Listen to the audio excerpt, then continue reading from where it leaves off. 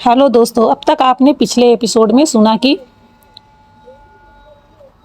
रुद्र मन्नत के बालों को पकड़कर जोर से खींचता है, जिस वजह से मन्नत को बहुत ज़्यादा तकलीफ होती है। वह इस वक्त बहुत गुस्से में था, इसलिए उसे कुछ भी दिखाई नहीं दे रहा था। वहीं रुद्र मन्नत को एक कागज़ देता है, जिसे देखकर मन्नत आश्चर्य से रुद्र की तरफ देखने लगती है। अब आगे जैसे ही मन्नत उस कागज़ के टुकड़े को देखती है तो उसे समझ में आता है कि यह क्या है, क्योंकि वह कागज़ कुछ और नहीं बल्कि तालाक के पेपर थे, जिसे रुद्र ने उसके मुंह पर फेंक कर मारा था। वहीं मन्नत जब यह देखती है कि रुद्र ने उसे तालाक के पेपर दिए हैं तो वह सोचने लगती है क्या उसे इन पेपर पर साइन करना चाहिए। अगर वह ऐसा कर देती है तो वह इस रिश्ते से हमेशा हमेशा के लिए आज़ाद हो जाएगी, और अगर वह इस पर नहीं साइन करेगी तो यह उसके पीछे पड़ा ही रहेगा। लेकिन तभी उसे याद आता है कि उसने दादाजी से वादा किया है कि वह उसके दुश्मनों को मारकर उसकी ज़िंदगी को सुरक्षित करेगी। उसके बाद 2 महीना पूरे होने के बाद उसका कॉन्ट्रैक्ट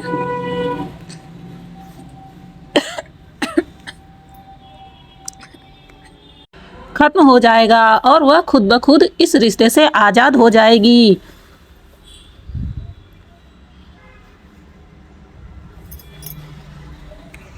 और अगर उसने इस तलाक के पेपर पर सिग्नेचर कर दिया तो रुद्र उसे तुरंत ही धक्के मारकर इस घर से निकाल देगा, क्योंकि तलाक के पेपर पर सिग्नेचर करते ही रुद्र से उसका रिश्ता खत्म हो जाएगा।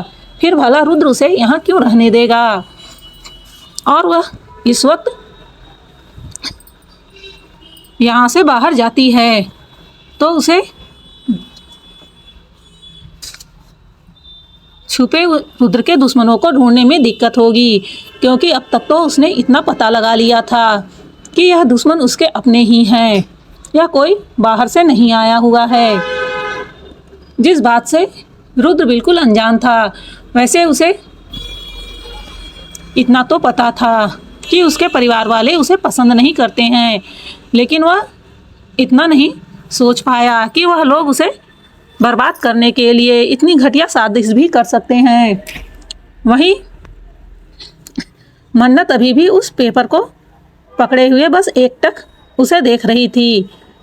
रुद्र जब उसे देखता है कि वह उस पर सिग्नेचर नहीं कर रही है तो उसे बहुत ज़्यादा गुस्सा आता है। वह गुस्से में चिल्लाते हुए बोलता है, इसे ऐसे घूर घूर के देखने के लिए नहीं दिया है, जल्दी से इस पर सिग्नेचर करो और मेरे घर से चलता बनो, क्योंकि मैं तुम्हें एक पल के लिए भी बर्दाश्त नहीं कर सकता हूँ।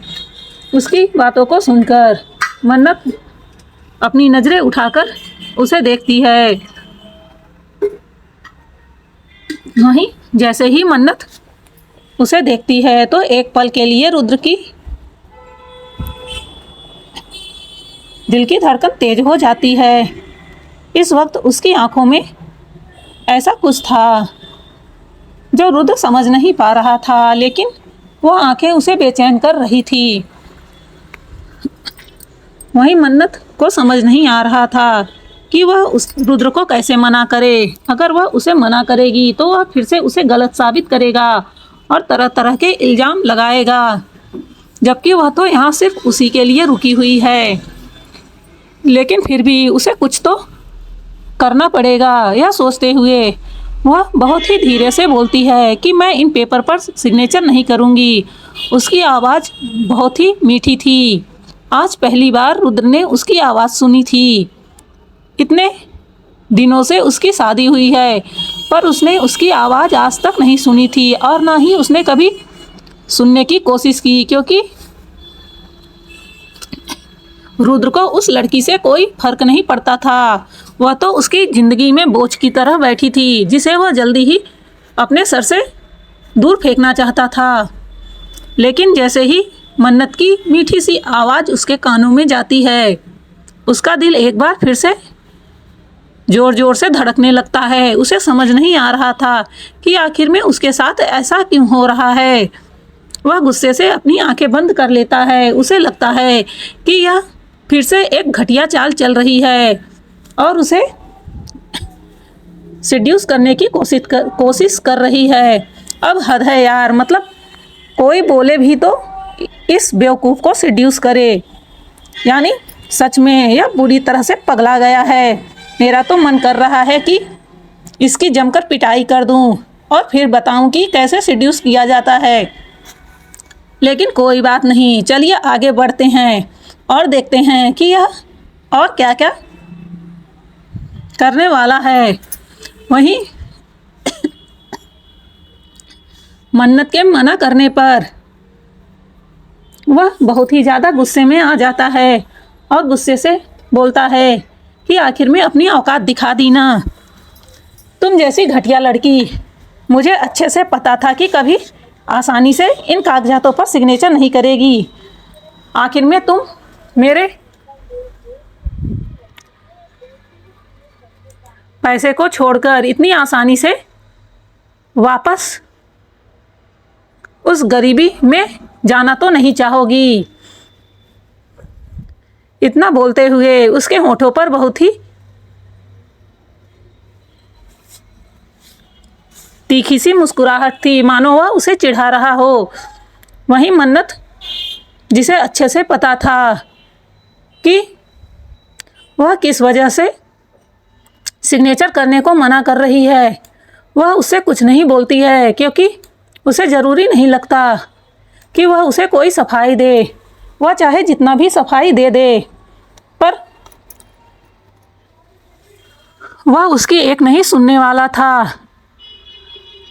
अगर उसकी जगह पर कोई और होता तो सफाई देने के बजाय मन्नत उसे अच्छे से सबक सिखाती। लेकिन यह उसका ठहरा कॉन्ट्रैक्ट वाला पति, दादाजी की वजह से वह उसके साथ कुछ नहीं कर सकती थी। वरना जिस तरह से वह उस पर इल्ज़ाम पे इल्ज़ाम लगा रहा था, वह सच में इसे पूरी तरह से बर्बाद कर देती। लेकिन कोई बात नहीं, वह फिर से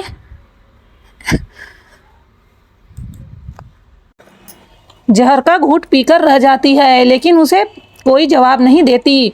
वहीं उसे इस तरह से जवाब देता हुआ न देखकर वह समझता है कि वह जो बोल रहा है बिल्कुल सही बोल रहा है। इसी वजह से तो इसके मुंह पर ताले लग गए।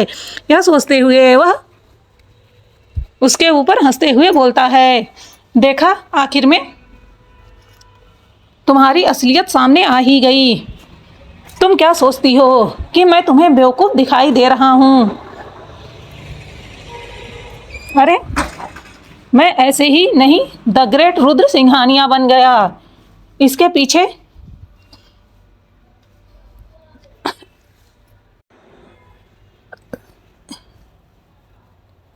मेरा दिमाग लगा है, तब मैं यहाँ तक पहुँचा हूँ। और तुम जैसी घटिया लड़की, जिसकी औकात दो कौड़ी की भी नहीं है, वह सोचती है कि एक ही पल में मेरा सब कुछ मुझसे छीन लेगी। तो यह तुम्हारा भ्रम है।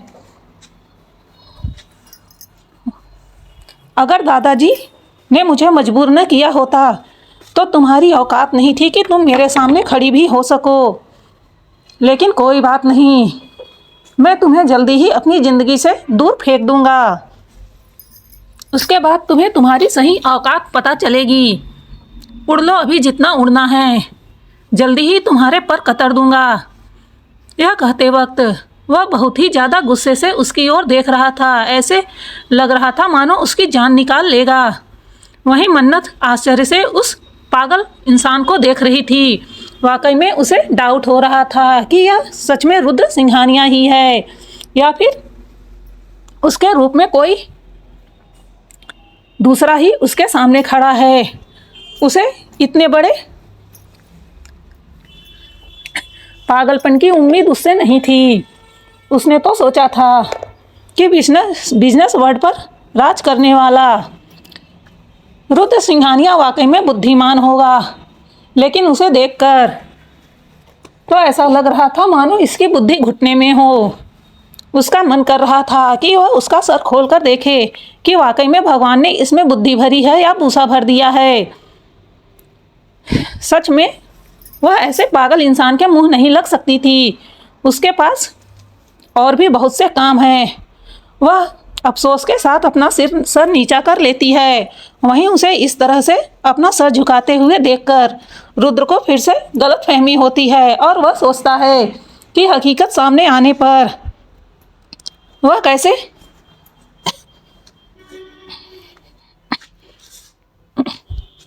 बचने की कोशिश कर रही है।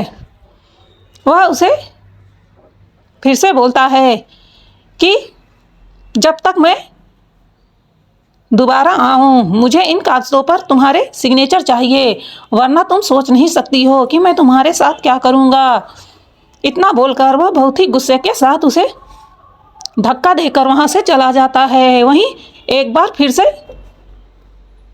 धक्का देने की वजह से मन्नत संभल नहीं पाती और वह फिर से लड़खड़ा कर गिर जाती है और इस बार उसके हाथ में खरोच आ जाती है, जिससे वहाँ कट लग जाता है और उसमें से खून निकलने लगता है। वैसे यह बहुत बड़ा जख्म नहीं था, लेकिन फिर भी उसके हाथ अभी अभी ठीक हुए थे और फिर से लगने की वजह से उसमें दर्द होने लगा था। पर मन्नत अफसोस से अपना सर हिलाती है और अपनी जगह से उठकर अपने हाथों को जाकर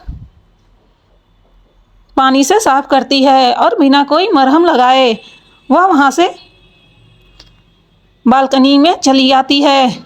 वह बालकनी में खड़ी होकर गार्डन का नज़ारा देख रही थी। वहाँ बहुत ही प्यारे प्यारे फूल खिले हुए थे। चारों तरफ हरियाली ही हरियाली थी। हर तरफ रंग बिरंगे फूल थे और वहाँ हल्की हल्की फूलों की मनमोहक खुशबू आ रही थी। उस सबको महसूस करते हुए वह अपनी आंखों को बंद कर लेती है। तभी उसके आंखों के सामने एक नज़ारा घूम जाता है। एक छोटी सी लड़की अपने माँ को जोर जोर से पुकार रही थी और बोल रही थी, माँ मुझे पकड़ो ना, माँ मुझे पकड़ो ना। यह कहते हुए वह पूरे गार्डन में घूम रही थी। वहीं उसकी माँ उसके पीछे पीछे दौड़ रही थी। दोनों माँ बेटी के खिलखिलाकर हंसने की आवाज़ पूरे गार्डन में चारों तरफ फैल रही थी। वाकई में बहुत ही दिल को मोह लेने वाला नज़ारा था। वहीं उसकी माँ उस बच्ची के पीछे पीछे जानबूझकर धीरे धीरे दौड़ रही थी और वहीं वह बच्ची खुशी के मारे आगे आगे भाग रही थी। उसे लग रहा था कि उसकी माँ उससे हार गई और उसे पकड़ नहीं पाई। वहीं उसकी खुशी को देखकर उसके माँ की होठों पर भी प्यारी सी मुस्कुराहट थी। अपनी बच्ची को इस तरह से खुश होते देखकर उसके माँ के दिल को बहुत ही सुकून मिल रहा था। तभी अचानक से वह बच्ची गिर जाती है और उसके हाथों में हल्की सी खरोच आ जाती है। यह देखकर मानो उसके माँ की जान ही निकल जाती है। वह जोर से चिल्लाती है, बच्चा संभाल के। इतना बोलकर वह भाग के उसके पास आती है और तुरंत ही उसे अपनी गोद में उठाकर अपने सीने से लगा लेती है। वहीं वह बच्ची अपने हाथों में हल्का सा खून देखकर जोर जोर से रोने लगती है और बोलती है, माँ माँ देखो मेरे हाथों से खून निकल रहा है, मुझे बहुत दर्द हो रहा है, मुझे बहुत दर्द हो रहा है। वहीं अपनी बच्ची को इस तरह रोता हुआ देखकर मानो उसके माँ के दिल में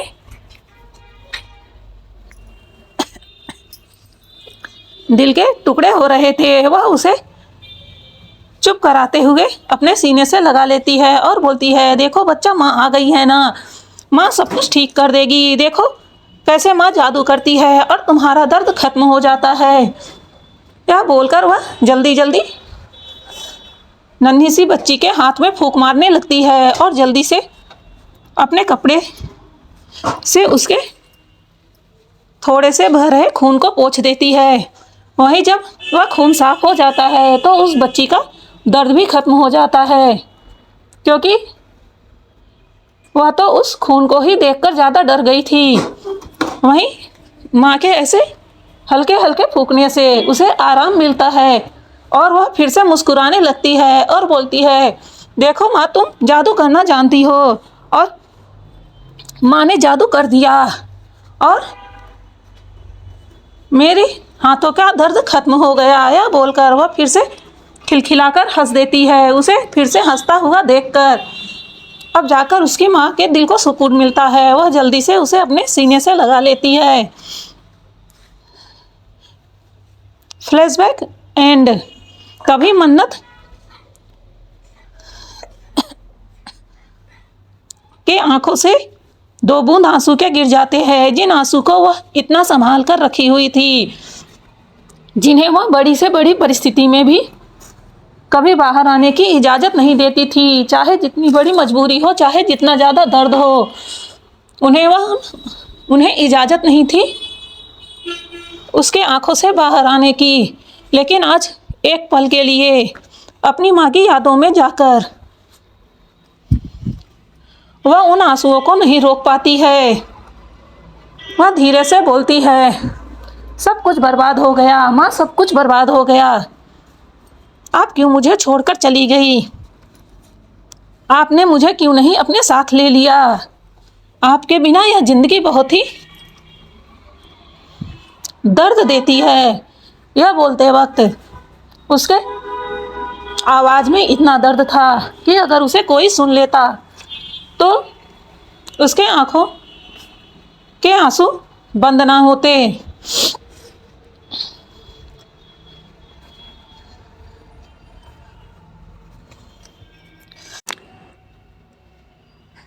इस वक्त मन्नत के दिल में बहुत ही दर्द हो रहा था। उसे धीरे धीरे कर सब कुछ याद आने लगता है। अब तक उसके साथ क्या क्या हुआ था, कैसे उसकी माँ उससे दूर हो गई थी। यह सब कुछ याद करके उसका दिल टुकड़ों में बट रहा था। वह चाहे जितना खुद को मजबूत बना ले, लेकिन इंसान तो वह भी थी, उसे भी दर्द होता है। वहीं दूसरी तरफ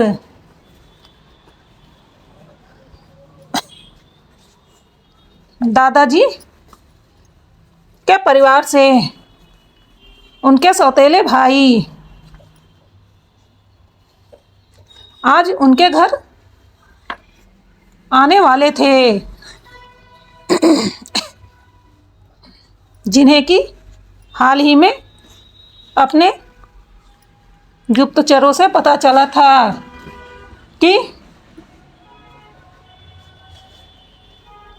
उनके भाई ने अपने पोते रुद्र की शादी कर दी है और यह बात उन्होंने छुपा कर रखी है।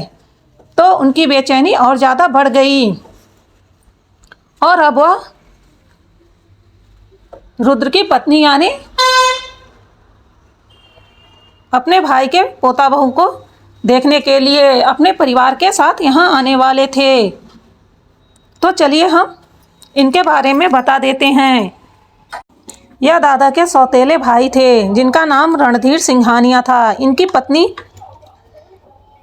का 2 साल पहले ही देहांत हो गया था, वह भी इन्हीं की गलती की वजह से। इनके एक बेटा और बहू थी। बेटे का नाम अवधेश सिंघानिया और पत्नी का नाम किरण सिंघानिया था। वहीं इन्होंने एक बेटा गोद ले रखा था, उसका नाम सर्वेश सिंघानिया था। उसे भी इन्होंने अपना सरनेम दे रखा था और उसकी पत्नी का नाम मंजू सिंघानिया था। उनके 2 बेटे थे, पहले का नाम प्रदीप सिंघानिया और दूसरे का नाम विनोद सिंघानिया था। और दूसरे वाली की एक बेटी थी जिसका नाम संजना सिंघानिया था। इन लोगों ने सिंघानिया सरनेम के लिए बहुत दिनों तक षड्यंत्र रचा था, अंत में जाकर अमरेंद्र सिंघानिया के पिता ने इन्हें अपना सरनेम दिया था, वह भी अमरेंद्र जी के कहने पर, क्योंकि उन्हें अच्छे से पता था जब तक वह अपने मन का नहीं कर लेगा उनके घर में शांति नहीं आएगी। कुछ दिनों तक तो यह लोग एक साथ रहते थे, लेकिन बार बार रणधीर सिंघानिया के घटिया चालों की वजह से वह लोग अलग हो गए थे और रणधीर सिंघानिया कुछ दिनों बाद उनसे दूर शहर के दूसरी साइड पर अपना खुद का घर बनाकर वहां रहने लगा था, जहां वह अपने पत्नी और अपने बच्चों के साथ रहता था। लेकिन वह हमेशा कोई ना कोई चाल चलता रहता था, जिससे अमरेंद्र सिंघानिया को बहुत ज़्यादा परेशानी होती थी। लेकिन वह अमरेंद्र सिंघानिया से बहुत ज़्यादा डरता भी था, जिस वजह से अमरेंद्र सिंघानिया ने उसे अच्छे से काबू में कर रखा था। लेकिन वक्त के साथ साथ वह भी बिजनेस में आगे बढ़ता गया और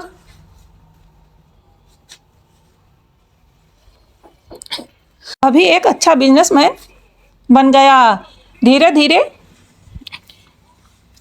उसके बच्चे हुए, फिर उनके बच्चों की शादी हुई और उनके बच्चे हुए।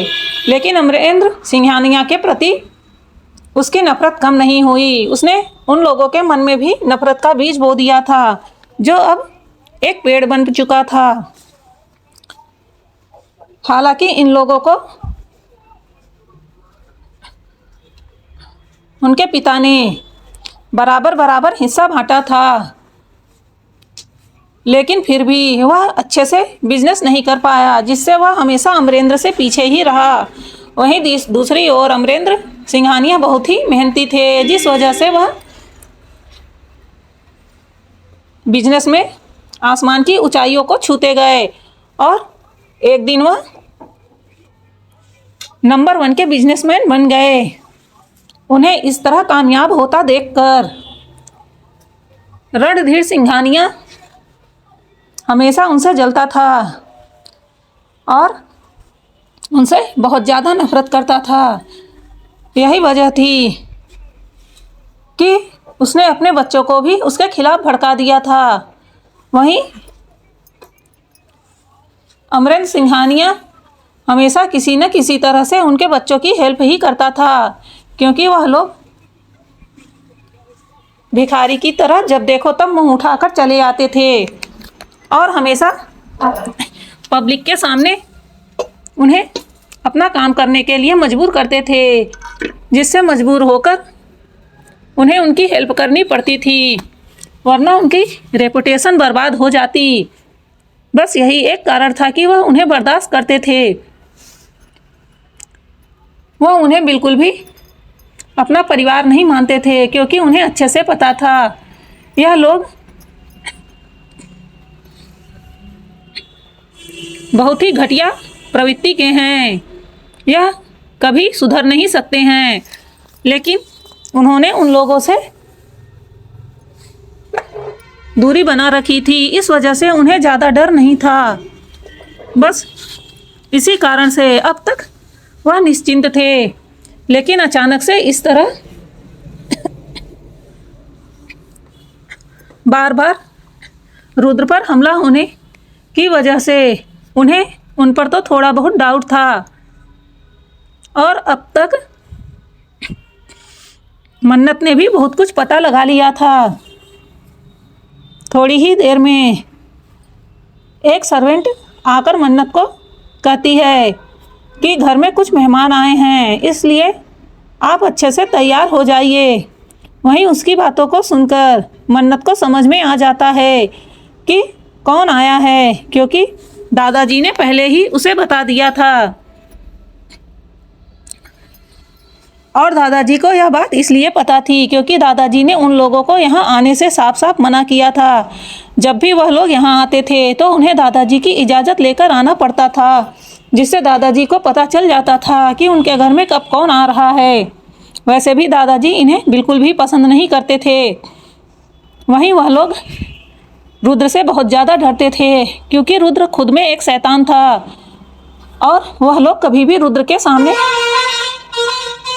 उसे परेशान करने की कोशिश नहीं करते थे। उन्हें जो करना होता था वह बहुत ज़्यादा छिपकर करते थे, जिससे रुद्र को कानों कान खबर भी नहीं हो पाती थी। और यह सब सारा षड्यंत्र उन्हीं का रचा हुआ था। उन्होंने इस बार रुद्र को जान से मरवाने की अच्छी खासी कोशिश की थी, लेकिन वह सब विफल हो गए थे। वहीं जब उन्हें लगता है कि वह आसानी से रुद्र को टारगेट नहीं कर पाएंगे, तो अब उनका निशाना रुद्र की पत्नी पर था। उन्हें यह नहीं पता था कि रुद्र के साथ रुद्र की पत्नी का रिश्ता कैसा है। उन्हें तो यही लगता था कि रुद्र अपनी पत्नी के साथ अच्छे से रहता होगा, तभी तो उसने शादी की है, वरना रुद्र कोई ऐसा इंसान नहीं था जिसके साथ जोर ज़बरदस्ती की जा सके। बस यही सब सोचकर वह लोग भी बहती गंगा में हाथ धोने आ गए, पर उन लोगों को नहीं पता था कि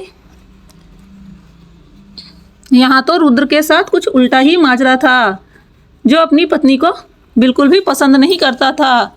अगर यह लोग उसे जान से मार दे तो भी वह कुछ बोलने वाला नहीं था, लेकिन फिर भी वह इतना घटिया नहीं था कि अपने दुश्मन को, अपने घर के लोगों को नुकसान पहुंचाने दे सकता था। वैसे भी वह इन लोगों से बहुत ज़्यादा नफरत करता था, लेकिन आज तक इनके कारनामे उसके सामने नहीं आए थे, जिस वजह से वह इन्हें कभी रंगे हाथ नहीं पकड़ सका और ना इन्हें किसी तरह से सज़ा दे सका। जब तक वह शांत थे उसे कुछ करने की ज़रूरत नहीं थी। यही सब सोचकर वह सिर्फ अपने काम पर ही ध्यान दे रहा था। उसे दूर दूर तक अंदाज़ा नहीं था कि उसके पीठ पीछे यह लोग कितना बड़ा षड्यंत्र रच रहे हैं। वहीं उनकी पूरी फैमिली आकर हाल में बैठी हुई थी। दादाजी ने उन्हें इंतज़ार करने के लिए कह दिया था। वैसे भी वह अभी उनके सामने जाना नहीं चाहते थे। उन्हें तो उन लोगों के सामने भी आना अपना वक्त बर्बाद करने के बराबर ही लगता था। जब सर्वेंट दादाजी को बताती है कि छोटी बहू अच्छे से तैयार हो चुकी हैं और अब वह नीचे आने वाली हैं, तब जाकर दादाजी वहाँ आते हैं, क्योंकि वह बिल्कुल भी नहीं चाहते थे कि मन्नत को किसी भी तरह की कोई प्रॉब्लम हो। उन्हें अच्छे से पता था उसके इस भाई और उनके बच्चों की ज़बान बहुत ही जहरीली है। पता नहीं वह अपने किन शब्दों से उनके पोता बहू को तकलीफ़ पहुंचाए, और वह यह सब बर्दाश्त नहीं कर सकते थे, जिस वजह से वह पहले से ही आकर वहां बैठ जाते हैं। जैसे ही रणधीर उन्हें देखता है तो वह बड़े प्यार के साथ उठकर उनसे हाथ मिलाता है। वहीं दादाजी का तो बिल्कुल भी मन नहीं था, लेकिन मजबूरी में उन्हें यह सब करना पड़ता है। फिर वह अपने बच्चों को इशारा करता है तो सभी बारी बारी से जाकर दादाजी के पैर छूते हैं। वहीं दादाजी अपना मुंह बना बनाकर उन्हें आशीर्वाद दे रहे थे। थोड़ी देर बाद दादी जी, जो उन्हें बिल्कुल भी पसंद नहीं करती थी, जिन्हें दादाजी ने ही कहा था कि आने को, उनका तो मन ही नहीं था नीचे आने को, लेकिन फिर भी दादाजी के बातों का सम्मान करते हुए वह भी वहाँ आ जाती हैं। वहीं जैसे ही रणधीर दादी जी को देखता है तो उसके होठों पर एक कुटिल मुस्कान छा जाती है। वैसे दादी जी अपने जवानी में बहुत ही ज़्यादा खूबसूरत थी और यह घटिया इंसान हमेशा उनके पीछे पड़ा रहता था, लेकिन वह इतनी बेवकूफ़ नहीं थी कि किसी घटिया इंसान को पसंद करती। इसलिए उन्होंने दादाजी को अपनी पसंद बनाया और उनसे शादी कर ली, जिस वजह से रणधीर हमेशा उनसे नफरत करता रह गया। और आज जब उन्हें देखता है तो वह उसी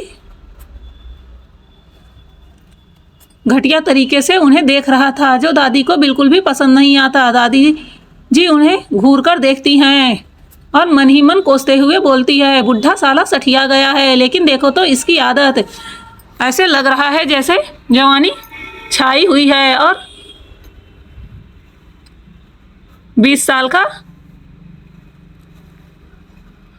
जवान समझ रहा है। मेरा तो मन कर रहा है इसका मुंह नोच लूं, इसकी आंखें फोड़ दूं।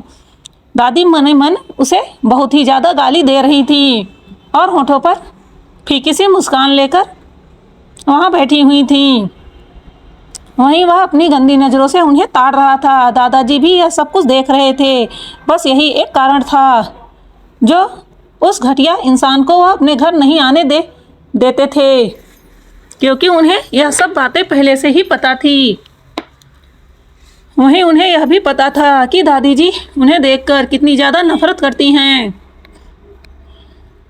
बारी बारी से सभी लोग दादी जी से भी मिलते हैं और उनका आशीर्वाद लेते हैं।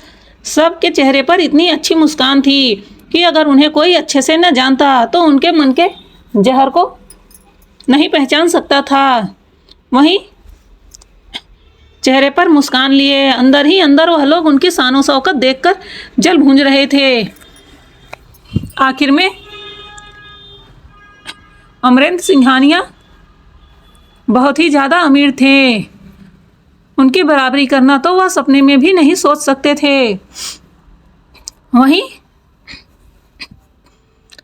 मन्नत सीढ़ियों से होते हुए धीरे धीरे वहां आती है।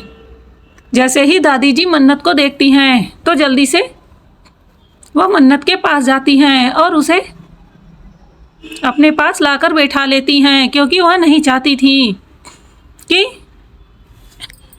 मन्नत उन लोगों के पास जाए बैठे और उनसे घुले मिले। वहीं मन्नत एक नज़र उन सब पर डालती है और उसे एक पल भी नहीं लगता उनके इरादों को समझने में। उसके होठों पर हल्की सी मुस्कान आ जाती है। वहीं वह सारे लोग मन्नत को देखकर अपना मुंह बना लेते हैं, क्योंकि मन्नत वहाँ पर सबसे ज़्यादा सांवली दिख रही थी। जब वह लोग देखते हैं कि वह लड़की देखने में कैसी लग रही है तो उन सबका मुंह बन जाता है। तभी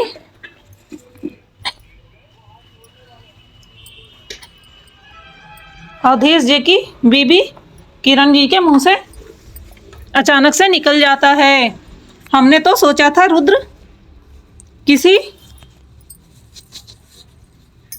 परी से शादी करके लाया होगा, पर यहाँ तो कुछ और ही देखने को मिल रहा है। मुझे समझ नहीं आ रहा है कि रुद्र को यह लड़की पसंद कैसे आ गई। वहीं उसकी बातों को सुनकर दादाजी का खून खौल उठता है। तभी उसकी बातों को सुनते हुए अवधेश भी बोल उठता है कि हाँ चाचा जी, मुझे समझ में नहीं आ रहा है कि आखिर में इस लड़की में ऐसा क्या खास है जो आपने इसकी शादी रुद्र के साथ करवा दी। यह बोलते वक्त वह अपना मुंह ऐसे बना रहा था मानो जैसे किसी कचरे को देख रहा हो। वहीं मन्नत ध्यान से उन सबको देख रही थी। उसे कुछ फर्क नहीं पड़ रहा था इन लोगों के कुछ बोलने से। वैसे भी उसे पता था कि जितना यह बोलेंगे उतना ही ज़्यादा तकलीफ बाद में इन्हें मिलने वाली है। वैसे भी इनके मुंह से निकले शब्दों को इन्हें वापस से अपने मुंह में एक दिन डालना पड़ेगा, क्योंकि वह मन्नत है। वह किसी का उधार अपने ऊपर नहीं रखती है। वहीं संदीप और विनोद वह भी मन्नत को बहुत ही गंदी नज़र से देख रहे थे। आखिर में वह जवान थे, उनकी भी शादी करने की उम्र थी। वह एक नंबर के प्ले बॉय थे। उन दोनों में उनके घटिया माँ बाप के खून ही दौड़ रहे थे, जिस वजह से वह उसे बहुत ही गंदी नज़र से देख रहे थे। वहीं मन्नत की नज़र उन दोनों पर पड़ती है तो उसके हाथों की मुट्ठियाँ बंध जाती है। वह कैसे नहीं उनके नज़रों को पहचान सकती है। आखिर में वह ऐसी ही नहीं माफिया क्वीन है। तभी विनोद चापलूसी करते हुए बोलता है, अरे पापा जी कोई बात नहीं, चाहे जैसी हो, आखिर में भाभी एक लड़की है और हमारे रुद्र भाई साहब को इससे ज़्यादा क्या चाहिए। वैसे भी वह दिन भर बिजनेस में ही तो लगे रहते हैं, पता नहीं वह भाभी को वक्त भी दे पाते हैं कि नहीं। यह बोलकर वह हंसने लगता है। उसकी बातों को सुनकर सभी लोग हंसने लगते हैं। तभी दादाजी गुस्से में बोलते हैं कि मुझे नहीं लगता है कि अब तुम लोगों को ज़्यादा देर यहाँ रुकना चाहिए। वैसे भी तुम लोगों ने रुद्र की पत्नी को देख लिया है, तो अब तुम लोग यहाँ से जा सकते हो। और हाँ, बेकार का रिश्ता जोड़ने की कोशिश मत किया करो। मैंने पहले ही तुम्हें बता दिया है कि मुझे तुम जैसे लोगों से कोई रिश्ता नहीं जोड़ना है। वहीं उनकी ऐसी बातों को सुनकर रणधीर जी गुस्से में आ जाते हैं। वह कैसे किसी घटिया लड़की के सामने उनकी बेइज्जती कर सकते हैं, उनकी भी अपनी इज्जत है। वह गुस्से में बोलते हैं, भाई साहब आप यह क्या बोल रहे हैं, हम एक फैमिली हैं और यहाँ अपनी रिश्तेदारी ही निभाने आए हैं। और देखो हम आपकी बहू के लिए कितने महंगे गिफ्ट लेकर आए हैं और आप हमारे साथ ऐसा सलूक कर रहे हैं। अरे पानी पूछना तो दूर की बात है, आप हमें घर से निकलने को कह रहे हैं क्या? कोई भाई ऐसा होता है? वहीं उसकी बातों को सुनकर दादाजी गुस्से में बोलते हैं, मैं तुम्हारा कोई भाई नहीं हूँ। तुम्हें याद हो तो तुम्हें ना याद हो तो मैं तुम्हें फिर से याद दिला दूं। तुम मेरे बाप के नाजायज औलाद हो।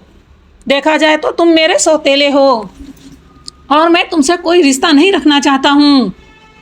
वह तो तुम्हारी माँ थी जो मेरे बाप को फंसाकर उसके बिस्तर तक आई और उसका परिणाम तुम जैसा इंसान है। अब रणधीर के गुस्से का कोई ठिकाना नहीं था। यह बात हमेशा से उसे ट्रिगर करती थी। जब भी कोई उसे नाजायज बोलता था, यह सुनते ही उसका गुस्सा उसके आपे से बाहर जाने लगा। वहीं अवधेश जी और सर्वेश जी जल्दी से अपने पिता को शांत करने लगते हैं, क्योंकि वह यहाँ कोई बखेड़ा नहीं चाहते थे।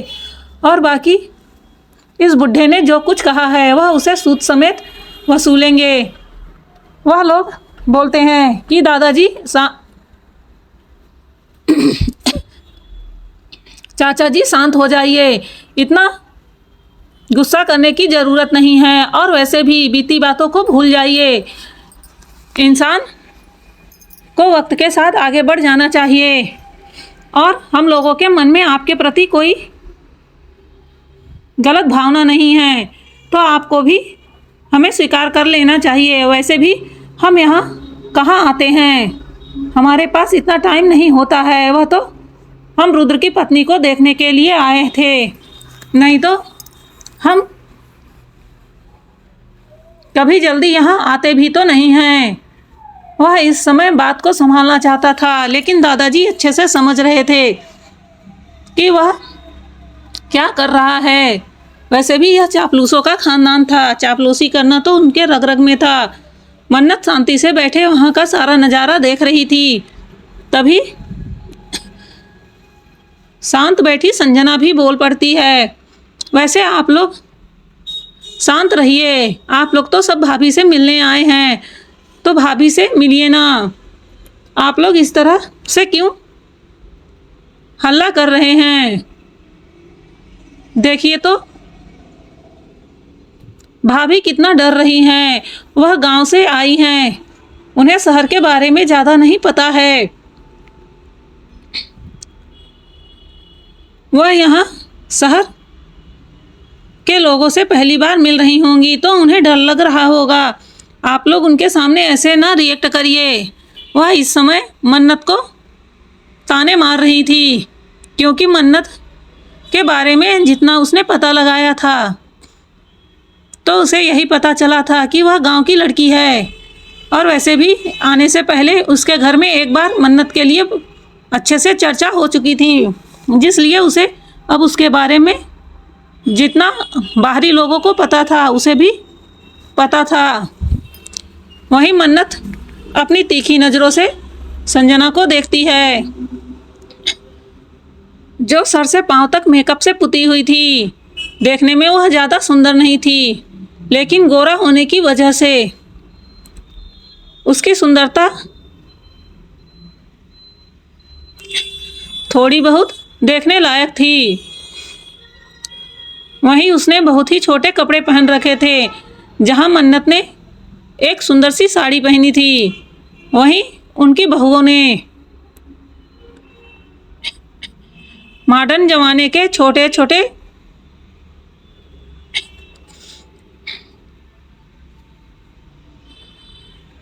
स्कर्ट पहने हुए थे। यह सब देखकर तो पहले ही दादाजी को बहुत खराब लगा था, लेकिन अब इन लोगों से जैसा कि उनका कोई रिश्ता नहीं था, तो उन्हें यह सब कहना भी ठीक नहीं लगा। वही सजना की बात को सुनकर किरण जी और मंजू जी को ही मौका मिल जाता है अपने इंसल्टी का बदला लेने के लिए। वह लोग भी अब मन्नत को टारगेट कर बोलने लगती हैं कि हाँ देखो वह कैसे डर रही है। वैसे भी गांव के लोग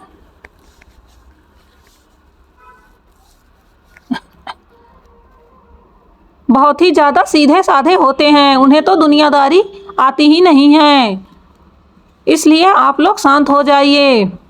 फिर वह मन्नत की ओर देखते हुए बोलती हैं कि वैसे देखने में तो तुम ज़्यादा सुंदर नहीं हो, फिर भी पता नहीं क्यों चाचा जी ने तुमको अपनी बहू बना लिया है।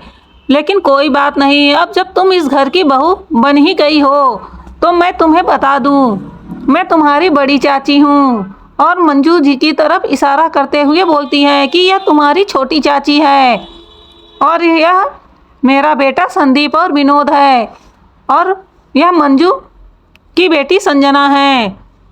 यह कहते हुए उसके चेहरे पर बहुत ही फक्र दिखाई दे रहा था। वहीं मन्नत उसके किसी भी बातों पर ध्यान नहीं देती है। संदीप और विनोद तो उसे ऐसे देख रहे थे मानो उसे अभी ही अपने साथ घसीट कर ले जाएंगे और उसके साथ कुछ गलत कर देंगे। उनकी आंखों में इतना ज़्यादा लस और घिनौनापन था जो मन्नत से बर्दाश्त नहीं हो रहा था। उन्हें देखकर उसे घिन आ रही थी, उसका तो उल्टी करने का मन कर रहा था। वहीं विनोद बोलता है कि वैसे भाभी जी आप का नाम क्या है, अभी तक आपने तो कुछ बोला ही नहीं। मन्नत का तो बिल्कुल भी मन नहीं था कुछ बोलने का, लेकिन फिर भी अब इतने लोगों के सामने उसे कुछ न कुछ तो बोलना पड़ेगा। वह धीरे से बोलती है, मेरा नाम मन्नत है। उसकी आवाज़ बहुत ही मीठी और प्यारी थी, जिसे सुनकर संदीप और विनोद तो उसे ललचाई नज़रों से देखने लगते हैं। चलो कोई बात नहीं, यह सांवली है तो क्या हुआ, बिस्तर के नीचे उन्हें सब चल जाएगी। यही उन दोनों के दिमाग में चल रहा था। वह इस बात से बिल्कुल भी अनजान थे कि इस वक्त मन्नत के दिमाग में भी यही चल रहा था कि इन दोनों को वह किस तरह से टॉर्चर करेगी।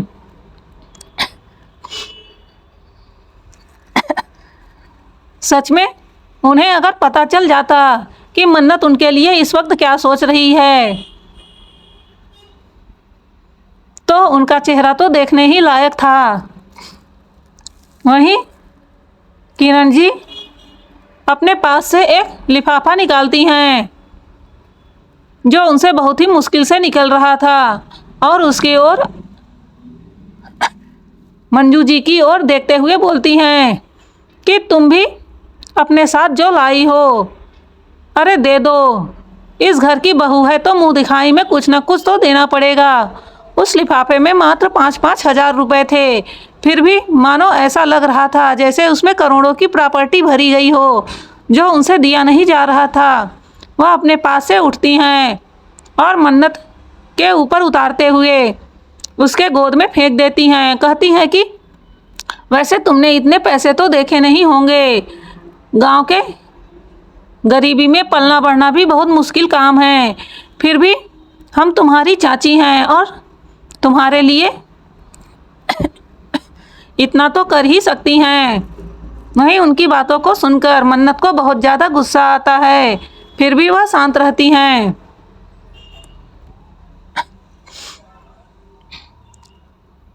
इस वक्त घर में और कोई नहीं था, क्योंकि वह लोग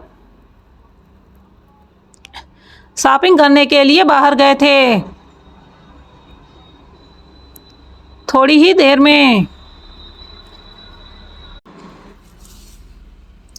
धीरे धीरे कर वहाँ मेनका जी और सोनाली जी भी आ जाती हैं, जो घर के सामान को लेने के लिए गई थी। उन्हें आज कुछ ज़रूरी सामान लेना था, जिस वजह से वह बाहर गई थी, नहीं तो जल्दी वह बाहर नहीं जाती थी।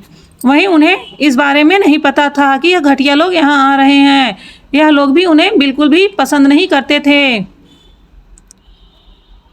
अक्षत, कुश और कार्तिक इस वक्त घर में नहीं थे, वह सब अपने अपने काम से बाहर गए थे। खुशी भी अपनी दोस्त के साथ गई थी, जिस वजह से यहाँ कोई नहीं था। वहीं संजना पूछती है कि अरे दादी जी, खुशी नहीं दिख रही है, वह कहाँ गई? तो दादी जी बोलती हैं, वह किसी की तरह बेकार बैठी थोड़ा किन रहती है, उसे बहुत से काम होते हैं, तो वह अपने काम करने गई है। दादी जी की बातों को सुनकर संजना को अच्छा नहीं लगता है। वह मुंह बनाकर दोबारा से बैठ जाती है। तब तक में वहाँ मेनका जी और सोनाली जी भी आ जाती हैं। वह उन लोगों को वहाँ देखती हैं तो उन्हें बहुत ज़्यादा गुस्सा आता है। फिर वह लोग मुंह बनाकर हाल में आ जाती हैं, जहाँ वह सभी बैठे थे। वहीं वह लोग रणधीर जी के पैर नहीं छूती हैं, दूर से ही उन्हें नमस्कार करती हैं, क्योंकि दादाजी ने सख्त मना किया था उन लोगों के पैरों पर झुकने के लिए। उनके घर के कोई भी मेंबर उनके पैर नहीं छूते थे। यह देखकर रणधीर जी को बहुत ज़्यादा गुस्सा आता है। वह दादाजी की तरफ देखते हुए बोलते हैं, भाई साहब कुछ भी कह लो, हमारे घर के बच्चों की तरह आपके घर के बच्चों की परवरिश नहीं हुई है। देखो ना, इनके अंदर बिल्कुल भी मैनर नहीं है। अपने बड़े बुजुर्गों का किस तरह से सम्मान किया जाता है।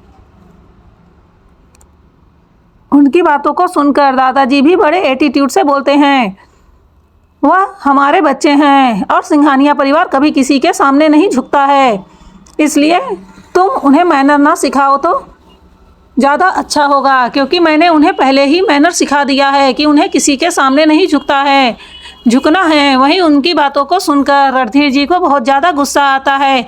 उनके बच्चे तो झुककर उनके पैर छुए थे, फिर इनके बच्चों में क्या पंख लगे हैं जो वह नहीं झुक सकते हैं। इस समय उन्हें बहुत ही ज़्यादा गुस्सा आ रहा था दादाजी पर, लेकिन वह कुछ नहीं करते हैं। वैसे भी उन्हें यहाँ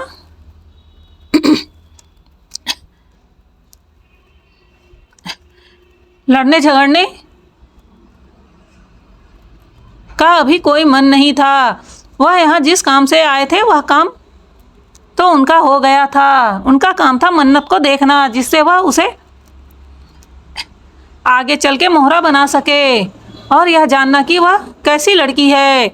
अगर कहीं अच्छे घर खानदान से हुई तो उसे हाथ लगाने का मतलब था कि इनके लिए खतरा होता, लेकिन यहाँ आकर और उसके बारे में जानकारी हासिल करके अब उन्हें बुरी तसल्ली हो गई थी कि वह गांव की बहुत ही गरीब परिवार से आई हुई गरीब लड़की है, जिस वजह से अब उसे हाथ लगाने में इन लोगों को कोई भी डर लगने वाला नहीं था। वह सब इस बात से बिल्कुल भी अनजान थे कि जिसे वह गरीब और गांव से आई लड़की समझ रहे हैं। एक बार उसे हाथ लगाकर तो देखें, शायद ही उनके शरीर में उनके हाथ मौजूद रहेंगे।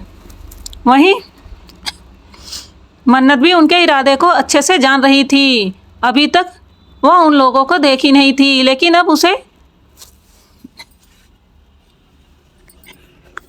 इन लोगों के बारे में सब कुछ पता चल गया था। एक बार तो अगर वह किसी बेगुनाह को सजा देती। भले ही वह रुद्र की वजह से था तो उसे अफसोस होता, लेकिन उन्हें देखकर मन्नत को यह अच्छे से समझ में आ गया था कि यह लोग इसी के लायक हैं।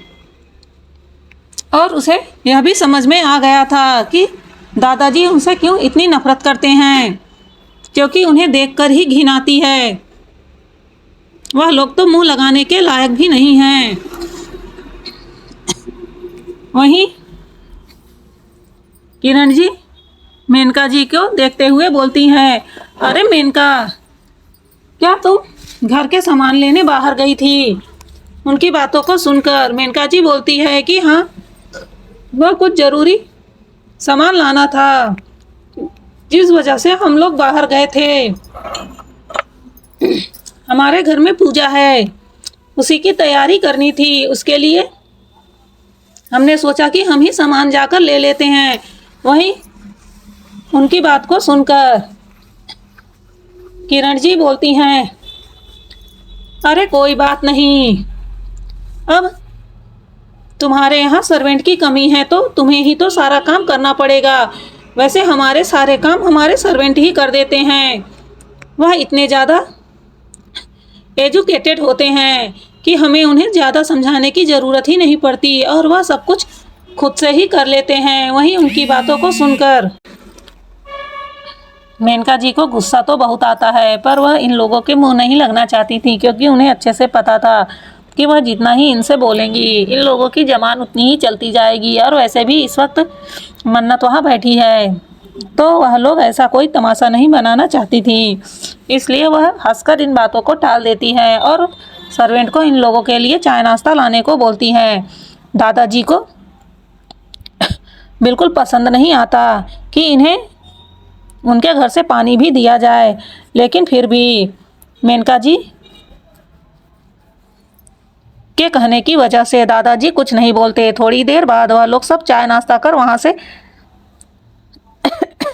जाने लगते हैं, तो मन्नत उन्हें बोलती है कि आप लोग यहाँ आए, आपसे मिलकर खुशी हुई, और जाने से पहले इन छोटे बच्चों को मैं अपने पास से कुछ देना चाहती हूँ। इतना कहकर वह अपने पास से उन लिफाफों को निकालती हैं जो किरण जी और मंजू जी ने उन्हें दिया था, और उन लिफाफों से पैसे को बाहर निकालती हैं, जिसे देखकर वहाँ खड़े सभी लोगों को बहुत ज़्यादा शर्मिंदगी होती है। फिर वह उन पैसों को संदीप और विनोद और संजना के हाथ में रख देती है। इस वक्त उन्हें ऐसे महसूस हो रहा था मानो कोई उन्हें भीख दे रहा हो। गुस्से से वह अपनी मुट्ठी बंद कर लेते हैं। वहीं मन्नत बोलती है कि बच्चों, यह मेरी तरफ से तुम लोगों को विदाई है। अगर तुम लोग मेरे घर आए हो तो मेरा भी तो फर्ज बनता है तुम्हें कुछ देने का। अब तक मैं इतनी देर तक मन्नत वहाँ बहुत ही खामोशी से बैठी थी और उनकी सारी हरकतों को देख रही थी, लेकिन जब उसने बोला तो ऐसा बोला कि सबकी बोलती ही बंद हो गया। किरण जी मंजू जी को कुहना मारते हुए बोलती है, देखो तो जबान की कितनी तेज है। हमने तो सोचा था सीधी सादी होगी, अभी तक कैसे देवी की तरह मुंह बंद करके बैठी थी, लेकिन जब जबान खोला तो अपनी सांसों की तरह ही जहरीली जबान निकली। वहीं मंजू जी भी उसके हाँ में हाँ करने लगती है।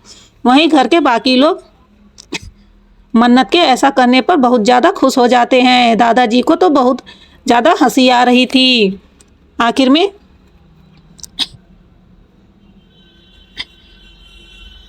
वह इतनी देर से परेशान थे कि मन्नत क्यों इन लोगों की बदतमीजी भरी बातें सुन रही थी, लेकिन अब जब मन्नत ने करारा जवाब दे दिया तो उन्हें बहुत ही ज़्यादा अच्छा लगा। वहीं मेनका जी और सोनाली जी भी मन्नत के ऐसा करने पर बहुत ज़्यादा खुश थी। उन्हें तो इस वक्त सच में मन्नत बहुत ही अच्छी लग रही थी। थोड़ी देर में वह लोग अपने गुस्से का घूंट पीकर वहाँ से चले जाते हैं, लेकिन सब जाते जाते मन्नत को ऐसे घूर रहे थे जैसे मानो उसने उनका क्या चुरा लिया हो। वहीं मन्नत को इन सब से कोई फर्क नहीं पड़ता। उनके जाने के बाद दादाजी बहुत खुशी खुशी मन्नत से बोलते हैं, अरे बच्चा, तुमने बहुत अच्छा किया जो उन्हें इस तरह का जवाब दिया। उन घटिया लोगों की हिम्मत भी कैसे पड़ी तुम्हारे हाथों में 2 कौड़ी का लिफाफा पकड़ाने की। मेरा तो मन कर रहा था कि यह लिफाफा उनके मुंह पर फेंक कर मार दूं, लेकिन मैं सिर्फ कोई तमाशा नहीं चाहता था, इस वजह से खामोश था। मन्नत बहुत ही प्यार से बोलती है, कोई बात नहीं दादाजी, वैसे भी जैसे को तैसा मिल गया है। अब मुझे नहीं लगता है कि वह फिर से दोबारा ऐसी गलती करेंगे। उसकी बातों को सुनकर मेनका जी बोलती हैं, अरे नहीं, वह लोग इतने घटिया हैं कि वह बार बार इस तरह की गलती करते रहेंगे, उन्हें सुधारना इतना आसान नहीं है। तभी अचानक से मन्नत बोल देती है कि एक बार जब मैं सुधार दूंगी तो वह बहुत ही अच्छे से सुधर जाएंगे। उसकी बातों को कोई वहाँ समझ नहीं पाता, लेकिन दादाजी अच्छे से समझ जाते हैं, तो वह अपना सर नीचे करके हंसने लगते हैं, क्योंकि इस वक्त उनकी आंखों के सामने सीन चल रहा था कि मन्नत उन लोगों को किस तरह से मार रही है और टॉर्चर कर रही है। उन्हें अच्छे से पता था कि मन्नत कैसे अपने दुश्मनों को टॉर्चर करती है। वैसे भी मन्नत ने अब उनसे कुछ छुपाया नहीं था, जिस वजह से दादाजी को सब कुछ पता था। वहीं रुद्र को भी दूसरी तरफ पता चल गया था कि यह लोग उसके घर आए थे और उसकी बीबी को देखने के लिए आए थे। यह सुनकर उसका खून खौल जाता है। पहले तो उसे बिल्कुल बर्दाश्त नहीं होता कि यह लोग उसके घर आए, और दूसरा यह लोगों की हिम्मत कैसे हुई कि वह उसकी बीबी को देखने आए हैं। उसे इतना ज़्यादा गुस्सा आ रहा था कि वह उन लोगों को पीटना चाहता था, लेकिन प्रणव और अर्णव के शांत कराने पर वह शांत हो जाता है। वहीं अर्णव बोलता है कि यार, तुम्हें नहीं लगता है कि यह लोग सिर्फ तुम्हारी बीबी को देखने नहीं आए थे, बल्कि इनका इरादा कुछ और ही होगा, क्योंकि तुम्हें तो अच्छे से पता है पीठ पीछे वार करने की इनकी आदत है। और मुझे तो कहीं कहीं शक होता है कि कहीं तुम्हारे ऊपर हो रहे हमले इन्हीं के दिमाग की चाल तो नहीं है। उसकी बातों को सुनकर रुद्र भी सोचने लगता है कि वाकई में यह लोग भी हो सकते हैं। वैसे भी उसके दुश्मनों की लिस्ट लंबी है, पता नहीं कौन हो सकता है। उसे इस वक्त कुछ भी समझ नहीं आ रहा था। तभी प्रणव बोलता है, अरे यार, यह लोग इतने मजबूत नहीं हैं कि वह इसे नुकसान पहुंचा सके। लेकिन उसकी बातों को मना करते हुए अर्णव फिर से बोलता है कि जा ही जो कह लो, यह इतने घटिया हैं कि यह किसी भी हद तक जा सकते हैं। वैसे भी इनका साइड बिजनेस स्मगलिंग करना है, और पता नहीं इन लोगों ने उसके थ्रू कितने पैसे इकट्ठा कर रखे हैं। उनका तो बस एक ही लक्ष्य है, रुद्र को अपने रास्ते से हटाना, जिससे उनका बिजनेस आगे बढ़ सके। रुद्र की वजह से उन्हें कोई भी प्रोजेक्ट नहीं मिल पाता है, जिससे वह बहुत ज़्यादा बौखलाए हुए हैं। वहीं उसकी बातों को सुनकर अब प्रणव भी सोचने लगता है। वहीं रुद्र के दिमाग में इस वक्त कुछ और चल रहा था। वह सोच रहा था कि धीरे धीरे कर मन्नत के बारे में सबको पता चलता जा रहा है कि उसकी शादी हो गई है और उसकी कोई बीवी है। वह लोग उसके घर आए होंगे और उसकी बीवी को देखकर ज़रूर उसका मजाक बनाया होगा, क्योंकि वह लोगों की फितरत से क्योंकि उन लोगों की फितरत से रुद्र अच्छे से वाकिफ था। और उसकी बीबी देखने में सांवली थी और वह गांव की थी, जिस वजह से उन लोगों के सामने आज रुद्र की बहुत ज़्यादा बेइज्जती हुई होगी। रुद्र के मन में इस समय उल्टा सीधा ही चल रहा था कि उसकी बीबी के वजह से उसकी इंसल्ट हो गई। हद है यार, मतलब कि दुश्मनों से भी इंसल्ट होने का फितूर अभी उसके मन में भरा हुआ है। मुझे समझ में नहीं आता कि यह इतना ज़्यादा नफरत क्यों करता है मन्नत से। चलो कोई बात नहीं, आज जितना नफरत कर रहा है कल उतना ही तकलीफ इसे होने वाली है। वहीं उसे अब जल्दी से जल्दी मन्नत से तलाक लेना था, जिस वजह से बाकी किसी को उसके बीवी के बारे में पता न चले और उसकी इंसल्ट ना हो। कहाँ वह अपने आप को माफिया